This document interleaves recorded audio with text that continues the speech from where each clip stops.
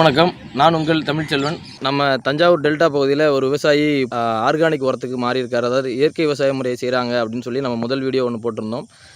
அதோட தொடர்ச்சியான 2வது வீடியோ தான். இன்றைக்கி பயிர் பண்ணி 78வது நாள் ஆகுது. இந்த 78 நாளில் பயிர் எப்படி இருக்குது, அது அவங்களுக்கு வந்து திருப்தியாக இருக்கா இல்லையா, இப்போ பார்க்க போகிறோம். வணக்கம், உங்களை பார்த்ததில் ரொம்ப சந்தோஷம். ஃபஸ்ட் டைம் பார்க்கும்போது ஒரு கமிட்மெண்ட் கொடுத்துருந்தேன்.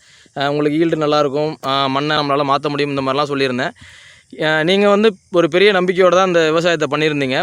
நீங்கள் உங்களோட நம்பிக்கை பலிச்சதா பலிக்கலையா, நான் திருப்தியாக இருக்குது இல்லை அப்படின்ற மாதிரி உங்களோட பதிலை சொல்லுங்கள். எல்லோருக்கும் வணக்கம். ஆர்கானிக் விவசாய முறையை பற்றி கேள்விப்பட்டு நான் இதுக்கு மாறினதில் எனக்கு திருப்தி தான் இருக்குது. சரி, ஏன்னா நம்ம வந்து முன்னாடி கெமிக்கலே யூஸ் பண்ணிகிட்டு இருந்தப்பையும் இதே விழுக்காடு தான் கருது உரம் இதெல்லாம் வந்தது. பயிர் இந்த அளவு தான் இதே நிலமையில தான் வந்துகிட்டு இருந்துச்சு.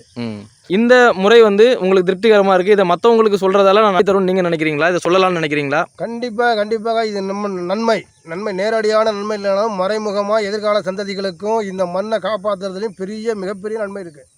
அதில் 100க்கு 100% உண்மை இருக்குது.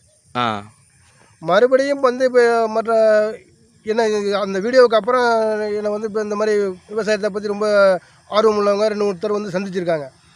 எனக்கே பழக்கமில்லாத நேரடியாக என்னை தேடி வந்து சந்திச்சிருக்காங்க. அதுவே எனக்கு பெரிய பெருமை. அதுவே முதல்ல நான் கண்டதுங்கிறத விட இந்த இந்திய மண் மாறப்போகிறதுக்கான முதல் படின்னு சொல்லலாம்.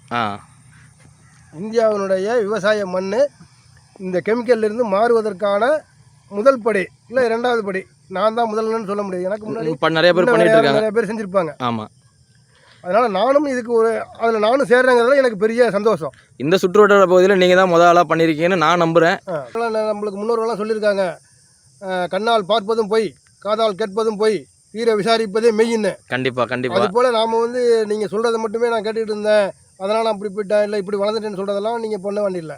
சரி, ஒவ்வொரு விவசாயியும் தானாக மனசு வச்சு முழு நம்பிக்கை வச்சு அவங்க எதில் இறங்கி செஞ்சு பார்த்தாங்கன்னா நிச்சயமாக அவங்க அதில் வெற்றி அடைவாங்க.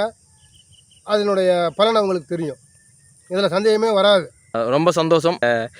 இவ்வளோ நேரம் எங்களுக்கு பொறுமையாக பதில் சொன்னதுக்கும், உங்கள் வயலை முழுசாக சுற்றி காமிச்சு இதில் என்ன குறை இருக்குது என்ன நிறை இருக்குதுன்னு சொன்னதுக்கும் ரொம்ப நன்றி.